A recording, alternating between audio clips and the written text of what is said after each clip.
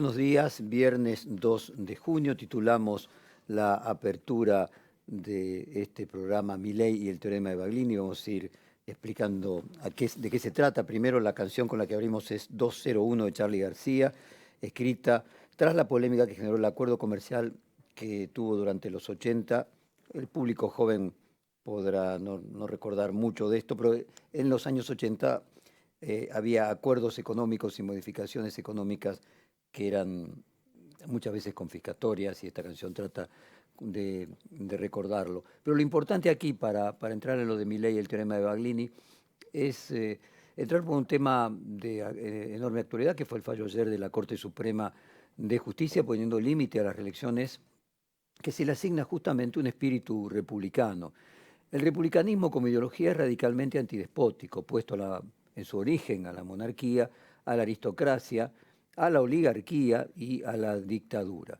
O sea, con los años la cantidad de monarquías ha sido cada vez menor, y lo que se opone al republicanismo fundamentalmente es a las dictaduras y a cualquier tipo de planteo despótico por parte de un sector del poder. Las reelecciones indefinidas e ilimitadas son uno de los caracteres despóticos, pero también lo es la falta de respeto a la división de poderes, como podría ser la pretensión de Javier Milei de gobernar por plebiscito, saltando la aprobación del Congreso para las reformas, como por ejemplo que propone llevar adelante, como por ejemplo dinamitar el Banco Central, eliminar la moneda nacional o entrar al Estado con una motosierra. Ahora, viendo que las posibilidades de llegar a la presidencia de Javier Milei dejaron de ser una quimera imposible y empieza a ser cada vez más probable. Vamos a colocar uno de los testimonios de nuestros entrevistados ayer, de Mario Riorda, uno de los más importantes consultores políticos, donde dice que Javier Milei tiene asegurada la primera posición en la primera vuelta y es el más probable ganador eventualmente de una segunda vuelta. Viendo que se acercan estas posibilidades de terminar siendo gobierno, sus ideas empiezan a ser relativizadas y puestas en contexto como si fueran una metáfora, principalmente también ayer en este programa por la economista Diana Mondino, que se refiere a que los dichos de Milei son meras metáforas. Por ejemplo, dinamitar el Banco Central quiere decir solo impedirle emitir moneda sin respaldo. El teorema de Baglini era algo que planteaba que la responsabilidad de los políticos era directamente proporcional al grado de cercanía que tenían de gobernar. Es decir, que en la medida que había distancia de la posibilidad de ser gobierno, se podían permitir hacer propuestas irrazonables, propuestas que no podían llevarse a cabo, pero en la medida que se convertían en verdaderos posibles candidatos a presidente y luego a presidente, iban moderando esas ideas para hacerlas posibles, ¿no? Baglini fue un diputado radical, y el teorema de Baglini él lo formuló en el año 1986. Vamos a hacer entonces un raconto de este proceso de, podríamos decir, homogeneización o moderación de las ideas de Javier Milei. Vamos a comenzar primero con lo que mencionábamos, Mario Riorda explicando la real posibilidad que tiene Milei de ser presidente. Hay un deterioro evidente que se explica en quién está creciendo estos tres tercios, que es el tercio ascendente, que es Milei. Milei tiene una serie de características, Jorge, hoy bastante notables y claras y además consolidadas.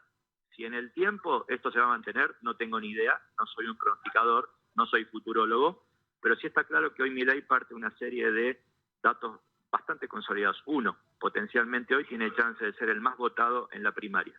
Segundo, hoy prácticamente está primero en la totalidad de los escenarios de primera vuelta. Y esto incluso genera algunas particularidades, cuáles: que gane quien gane Juntos por el Cambio, cualquiera de los dos que gane pierde votos en desmedro o a favor de Milei en primera vuelta. Y el tercer elemento es que en el escenario de segunda vuelta del balotaje ya Milei prácticamente está ganando potencialmente todo. Es decir, es interesante porque el escenario de tercios no es estable, no es exactamente simétrico los tercios, sino que hay uno estable, uno que decrece y otro que crece. Bueno, se pone mucho foco en el fallo ayer de la Corte Suprema, el texto del dictamen y del fallo de uno de los miembros de la Corte, de Carlos Rosenkrantz, que podríamos decir es probablemente el más ideológico de todos, o aquel que generó mucha controversia cuando dijo en la Universidad de Chile de que a cada necesidad no necesariamente le tiene que equivaler un derecho. Y me queda claro que Carlos Rosenkrantz, como discípulo de Nino, aquel célebre jurista y filósofo del derecho principal asesor de Raúl Alfonsín, él se opondría no solo con la misma fuerza, sino quizá con más a las reelecciones indefinidas, a cualquier forma de gobierno que no sea republicano en estos aspectos que estábamos planteando de falta de respeto a la división de poderes. Por lo que probablemente si Javier Milei llegara a la presidencia tendría que tener en cuenta que su problema no va a ser lo que él llama la casta, sino su problema va a ser lo que es la Corte Suprema de Justicia. Vamos entonces a esta manera de relativizar las ideas de Milei, que hay dos ideas fuerzas, una es dinamitar el Banco Central y dolarizar. Vayamos entonces. Carlos Rodríguez, ex funcionario de Cavallo, quien ayer además Cavallo revolucionó al Círculo Rojo con una serie de apreciaciones que ahora vamos a comentar. Carlos Rodríguez dice, y que es uno de los asesores elegido por Milei, dice, no te podés zambullir irresponsablemente en dolarizar al día siguiente. Que no sufra la cadena de pagos, para que quede esto claro, apenas asumirían, en el caso que fuesen gobierno, asumen y hacen esto. Esto sería inmediato. No, yo no creo. Yo lo he escuchado a Milei pensar, y tiene razón, que primero, antes de hacer la dolarización, porque una vez que hiciste eso, dolarizaste. El peso, el dólar se convirtió en la unidad de cuenta y el medio forzoso de pago, el medio legal de pago. Eliminaste el peso. No podés eliminar el peso con 10.000 millones de dólares. Y los 300.000, y las instituciones, y la parte fiscal, ¿y con qué pagás las jubilaciones? ¿Cómo recaudás impuestos? Pará, tenés que hacer un enorme ajuste fiscal primero. Y ese Se ajuste va a llevar fiscal, tiempo la correcto. dolarización. Una vez que te zambulliste de cabeza, no te podés zambullir de cabeza con 10.000 millones de dólares. Bueno, pero en ese 10.000 punto, millones de dólares los tenemos ya. Casi los tenemos los 10.000 millones de dólares. Con el oro, con los depósitos del SENASA, con los DGI, con un poquitito de ayuda del Fondo Monetario, y 10.000 millones de dólares no nos va a matar. Nos sería muy difícil reemplazar el capital de giro. Pero pará, y la recaudación de la DGI y las jubilaciones y todos los pagos que tiene que hacer el Tesoro todos los meses, pará, no, es mucho más lo que hace falta de plata. Bueno, por eso digo, pero Carlos, en ese contexto... No te podés zambullir irresponsablemente en dolarizar al día siguiente, hágase el dólar. No te podés zambullir al día siguiente dolarizando toda la economía argentina, uno de los principales asesores de Javier Milei y funcionario de Domingo Cavallo, quien ayer decíamos conmovió un poco al Círculo Rojo con un texto que posteó que lleva de título «La oposición tiene que ser cautelosa con sus promesas. En el mejor de los casos, un buen plan de estabilización podrá ponerse en marcha recién a principios de 2025». Y dice, con el alto grado de dolarización de facto que tiene la economía argentina, no se puede pensar en lograr una reducción significativa de la tasa mensual de inflación sin que se haya conseguido eliminar completamente el cepo cambiario y sea posible estabilizar el precio del dólar para quebrar la inercia inflacionaria. El cepo cambiario, incluso si se limitara el comercio exterior de bienes, permitiendo que todas las demás transacciones se pudieran realizar en un mercado enteramente libre sin intervención del Banco Central, obliga a ajustar el tipo de cambio controlado al ritmo de la inflación para evitar que se agrave el deterioro de la balanza comercial.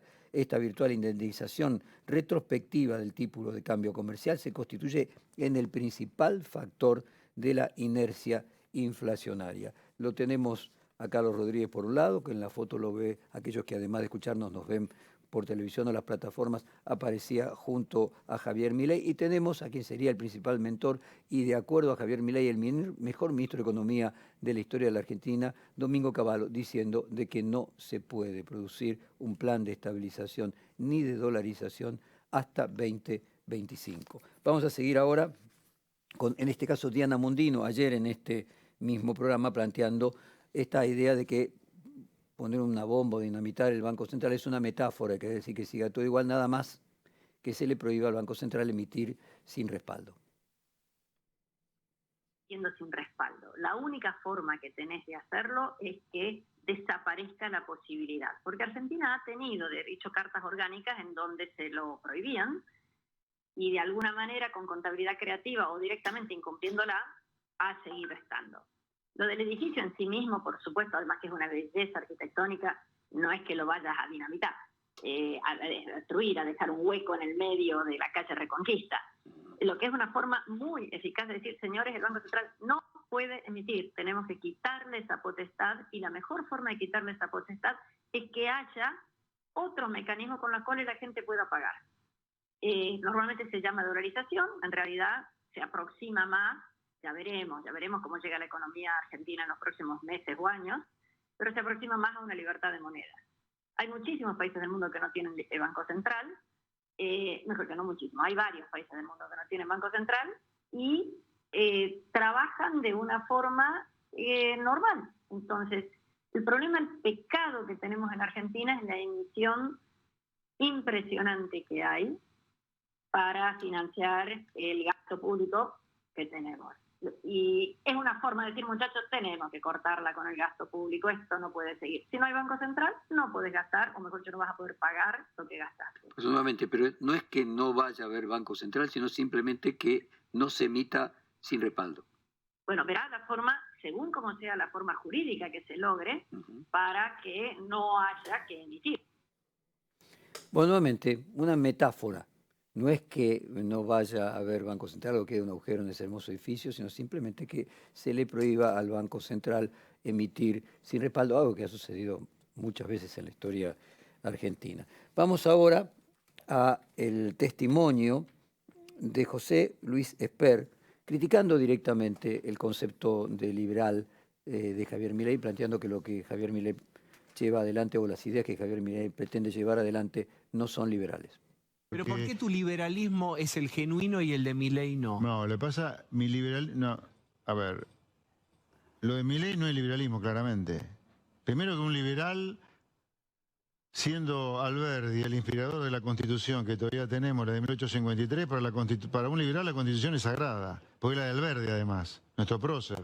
Y Milei piensa gobernar con plebiscitos o con DNU, porque él ya ha dicho varias veces que va a ir al Congreso, si no se lo aprueban va a someter al escrutinio del plebiscito. Y yo creo que la Constitución ya establece cuál es el mecanismo para ejercer la función pública. El presidente tiene atribuciones para emitir decretos, hay otras atribuciones que son del Congreso, vos tenés que ir al Congreso, si te aprueban la ley bien y si no, perdiste la elección. Pero bueno, puedes gobernar por plebiscito.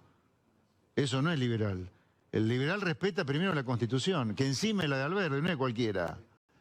Era del padre del liberalismo en Argentina. Entonces, ya de arranque hay una diferencia sustantiva. Un liberal no tiene ningún tipo de problema con la Constitución. Milei tiene problemas con la Constitución y serios, ¿cómo no? Pues decíamos que Carlos Rosenkrantz es discípulo de Carlos Nino. Carlos Nino estudió Derecho en la Universidad de Buenos Aires, donde se graduó de abogado. Después obtuvo un doctorado en Leyes en la Universidad de Oxford en el año 1977, con una tesis dirigida en aquel momento por John Finnis y Tony Honre, titulada Towards a General Strategy for Criminal Law Adjudication. Fue profesor titular de Filosofía del Derecho de la Facultad de Derecho y Filosofía y Letras de la Universidad de Filosofía y Letras de la Universidad de Buenos Aires. Fue profesor visitante de la Escuela de Leyes de la Universidad de Yale, que fue la que tuvo más presidentes en la historia de los Estados Unidos, y fue el principal sostén filosófico y jurídico del presidente Raúl Alfonsín. Difícil que esta Corte acepte los métodos de gobierno que plantea Javier Milei. Vamos ahora a cerrar con el propio Javier Milei, diciendo: yo no soy antisistema.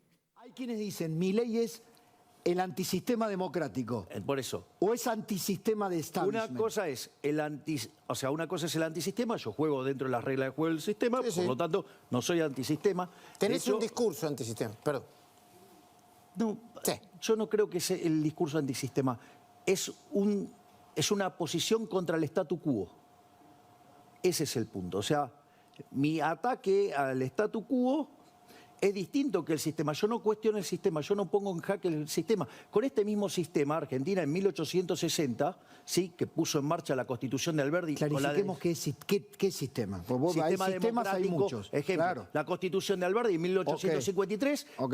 Con la anexión de Buenos Aires en 1860, Argentina arranca siendo un país de bárbaro, en 35 años se convierte en el país más rico del mundo. O sea, el problema no es el sistema.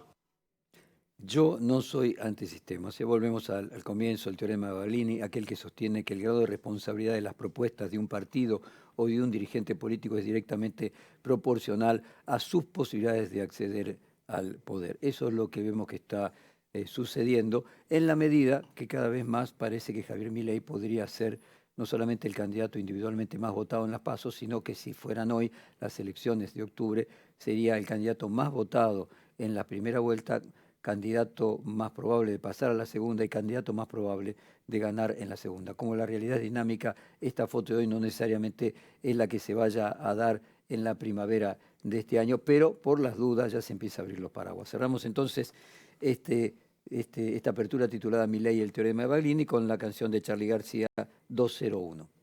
Él se cansó de hacer canciones de protesta y se vendió